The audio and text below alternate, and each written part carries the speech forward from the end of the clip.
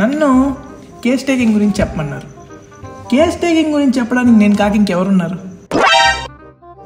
పక్క వార్డులో ఉన్నారేమో, నాకు తెలియదు. వేరే వార్డులో ఉన్నారేమో, నేను చూడలేదు. మన వార్డులో అయితే లేరు, అది నాకు తెలుసు. అసలు కేస్ టేకింగ్ అంటే ఏంటి? అది నేను చెప్పను, చెప్పినా మీకు అర్థం కాదు. కేస్ టేకింగ్ అనేది చాలా పెద్ద ప్రాసెస్. అదంతా మీరు వాట్స్లో చూసే ఉంటారు. పర్సనల్ డేటా నుంచి ప్రొవిజనల్ డయాగ్నోసిస్ దాకా చాలా పెద్దది.